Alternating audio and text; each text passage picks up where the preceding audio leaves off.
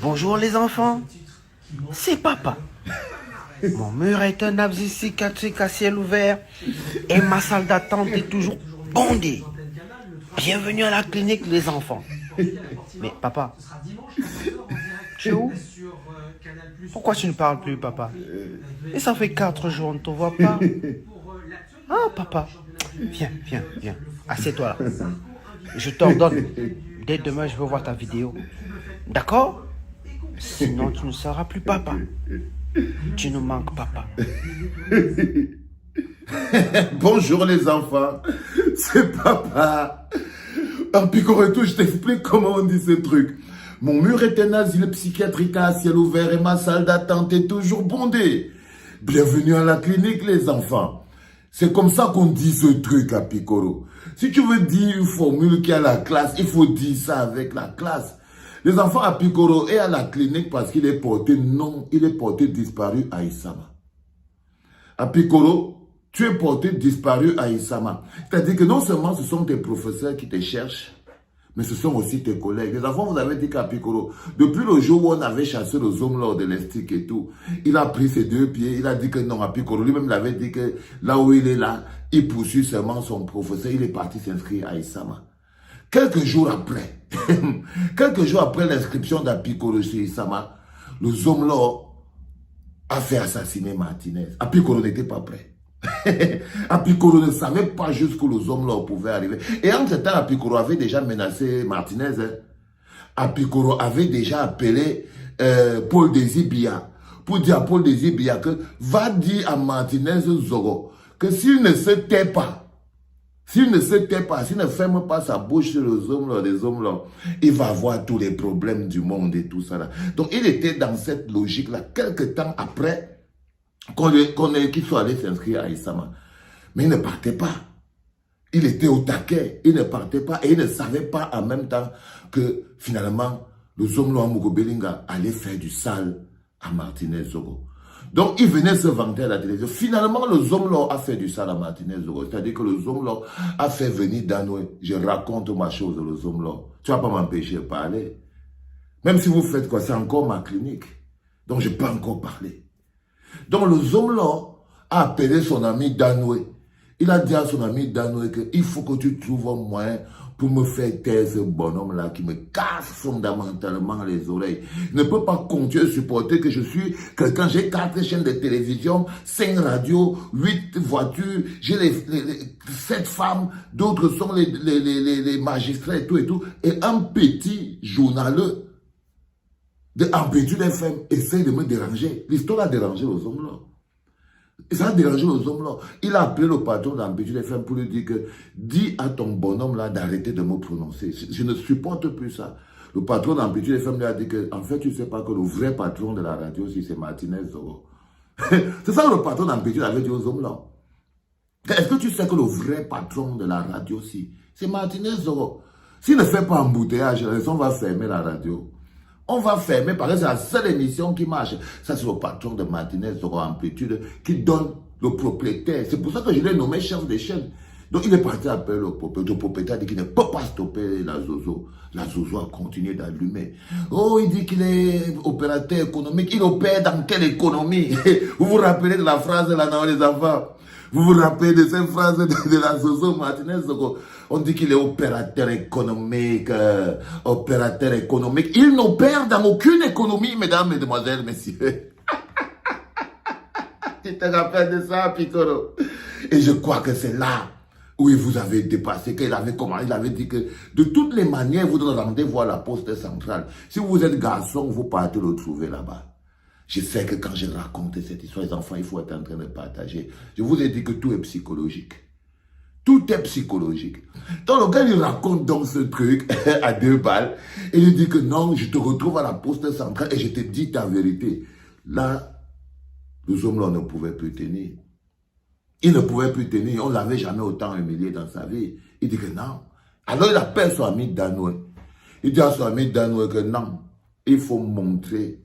Tu vas montrer à ce bonhomme qu'on ne me la fait pas. On ne me la fait pas. Tu règles le truc. Entre-temps, Apicoro est en train de vivre. Il est dans l'amour parfait avec Ivana et Somba, il se comporte, il est à la télévision, il monte, il descend, ils sont grisés par le pouvoir. Dès que tu ouvres la bouche, il met les 4 chaînes et les 5 télévisions sur ton dos. Et entre-temps encore, à Piccolo venait d'être nommé patron de tous les anecdotes. Le Jean Papatier, le général. À Piccolo venait d'être nommé, ça veut dire qu'il n'était même pas journaliste. Le gars venait encore d'entrer à l'école de journalisme. Mais avant même qu'il ne quitte de l'Estique pour aller se retrouver à Isama, le Zomlo, en amour, l'avait déjà nommé patron de tous les anecdotes. Patron de tous les anecdotes, c'est-à-dire que anecdote pour le journal, anecdote pour la radio, anecdote pour la télévision, anecdote pour n'importe quoi. C'était déjà le grand patron de tous les anecdotes, en provoquant la jalousie. Parce que dès l'instant où Piccolo était devenu le patron de tous les anecdotes, mais les gars ont commencé à lui lancer les œufs pourris sur la route. C'est-à-dire qu'il y a, si on vous donne le nombre de marabouts qu'un gars comme Marcel Owona est parti voir, mais vous ne pouvez pas compter. Hein, Marcel Owona, même ton Faxona, que tu étais parti voir les marabouts pour leur demander que comment se fait-il que depuis tu travailles aux anecdotes longtemps avant à Piccolo. Longtemps avant, tu avais même dit avec ta bouche, ça c'est Marcel Owona. Il se rappelle qu'il avait dit avec sa bouche qu'il n'est qu'un morceau de papier entre les mains de son patron. Et il ne comprend pas comment c'est que son patron a dit qu'il veut de la maison et tout. Le gars n'a pas encore de la maison. Hein. Mais parce qu'entre temps, le gars l'avait flatté, il avait de la maison et tout. Donc, tous les gars étaient nerveux. Comment c'est que c'est à Piccolo qui est venu prendre le business de patron. Je raconte mon truc à Piccolo. Je raconte mon truc pour que tu comprennes à quel point ta vie est comme ça là. Donc, à Piccolo, on ne savait pas que le gars allait faire du sale. Il n'était pas prêt. Donc, entre-temps, il jonglait le patron et tout et tout. Et finalement, Martinez continue d'allumer sur Amplitude FM. Il allume nos hommes, il fait tout. Il sort la ligne 94, il sort la ligne 95, il sort la ligne 76. Il démontre que le gars achetait même les strings pour la présidence. Il achetait les porte-manteaux, les porte-jarretières, les genouillères. Tout. C'est lui qui livrait. Il était devenu le patron de la commande publique. Le patron de la commande publique, les papiers hygiéniques, il ne fait pas la différence. La même main qui livre les papiers hygiéniques et la même main qui livre les moteurs d'engin. Il était devenu le grand maître. Le grand maître de la commande publique, avec ses amis à côté. Avec ses amis. Parce qu'entre-temps, si le garde des Sceaux était là pour sécuriser, entre-temps, donc, finalement, le gars en a eu marre. Il en a eu marre, grisé par le pouvoir. Il appelle son ami Danoue, qui de temps en temps venait prendre le choco aux anecdotes. Danoue lui-même est un ancien ami d'Amougou. Ça, c'est ce que Maître Tchungang nous dit. On ne savait pas que Danoue partait souvent dans le bureau d'Amougou. On ne savait pas, les gars. Qui savait que Danoue partait souvent au bureau d'Amougou? Personne ne savait. Et qu'on savait même qu'ils se connaissaient. C'est Maître Tchungang qui était venu nous dire que non, en fait, Danoue et Amougou se connaissaient. Et que Danoue, parfois, qu'il était mais il n'y avait rien à manger, les enfants n'avaient pas de quoi aller à l'école, il n'y avait pas le carburant, tout était compliqué. Danoue descendait souvent aller voir les hommes des hommes, pour que les hommes lui choco. Donc, parfois, les hommes lui donnaient 2 bars, 3 bars. C'est pour ça que l'histoire où on dit qu'on a fait une avance de 2 bars a un peu coincé. Parce que vous avez déjà vu où que les hommes a faroté quelqu'un moins de 20 bâtons. Un gars, quand tu l'appelles, c'est 10 bâtons qui tombent, c'est 15 bâtons qui tombent. Donc, quand il donnait 2 millions à pour le carburant, ça c'est Maître Tchungang qui dit ça. Donc, il a appelé donc dans le hommes là, hein, Piccolo. Ça t'énerve quand il parle comme ça, n'est-ce pas? Je sais, c'est pour ça que je parle ça. Et vous partagez. C'est important. Donc, dès cet instant, donc, le Piccolo, il se rend compte, donc le bonhomme se rend donc compte que Martinez est en train de lui faire du sale. Martinez le déshonore. Martinez dit que Zomlom, Bimagnan, il se rend compte que même les honneurs qu'il avait achetés, ça ne marche plus. Alors il envoie Danoue faire le job. Danoue n'est pas faire le job et tout. Danoue fait le sale à Martinez. Il fait le sale à Martinez. La police débarque. Ça crée les problèmes. Danoue arrête Martinez. Il l'amène dans l'immeuble et camp. Il lui fait le sale à l'immeuble et camp. Oui, frère, il peut dire ce que je veux, les enfants. Vous ne pouvez pas m'empêcher de parler. C'est ça qui est compliqué. Donc, Danoue amène Martinez à l'immeuble et camp et il lui fait du sale. Il lui fait du sale, il lui fait tellement du sale qu'il fait venir Amougou le Zomlo du Zomlo dans le sous-sol du meuble et camp.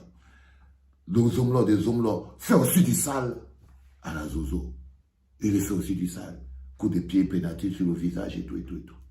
Il lui fait le sale. Tranquillement. Finalement, la Zozo, on lui dit que tu vas fermer la bouche. Il dit que jamais. On lui fait encore le sale. Tu vas encore, il dit que jamais, je ne veux jamais. Dès que je n'ai pas encore de mon amplitude là, je veux seulement encore allumer. Qu'est-ce qui te fait croire que tu vas sortir d'ici? Il dit que c'est seulement alors comme ça, l'état, les pieds devant qu'il veut sortir. L'autre appelle. Le garde des Sceaux. Il appelle les hommes là. Il dit finissez le travail. Il fait, dans l'entend, il enregistre avec son oreille. Il dit que ok. Ils finissent le travail et ils partent déposer le corps de la Zozo au milieu de la bourse. Et tout. Et là, les enquêtes commencent. Paf, on prend à Piccolo. On dit à Piccolo, au même titre qu'on prend le zoom là, on prend Echo, on prend aussi à Piccolo. À Piccolo ne sait pas comment il s'est retrouvé. On lui dit que non, c'est le message que tu avais avancé. Qu'est-ce qu'il y a avec toi aujourd'hui, frère? On dit à Piccolo que c'est le message qu'il avait envoyé à Paul Désibia pour dire à Paul Désibia que Paul Désibia aille dire à Martinez Zoro que quand eux ils vont réagir, ça va être le sale. Et ils lui ont fait du sale. Les enfants. C'est ça qui est la vérité. Vous voulez qu'on remette un peu les choses dans le contexte. Ça fait le bruit, mais Piccolo est sorti. Piccolo est sorti avec une feuille de route venue exacerber le tribalisme. Piccolo s'est rendu compte que la seule chose qui peut faire qu'on ne parle plus des histoires du zoom là, c'est qu'il nous donne un autre os à croquer. Et il a vu que l'os du... Parce qu'on avait déjà trop croqué l'os qu'on appelait Dieu donné et Somba. Il ne nous sert plus à rien. Tout le monde sait, c'est clair que bon, il est concours. Ils nous ont donc sorti Claude Abbé, manipulé par Piccolo, pour venir essayer encore de nous distraire de la même situation là où on est. Donc je tourne comme ça pour que vous compreniez que Piccolo a sa feuille de route. Il a sa feuille de route. Tu as ta feuille de route dans Piccolo. Mais on ne va pas tomber dans le piège du tribalisme. Tu entends, mon petit? C'est vraiment dommage que tu sois venu avec une mission aussi abjecte. Les enfants, c'est dans le calme aujourd'hui. C'était papa.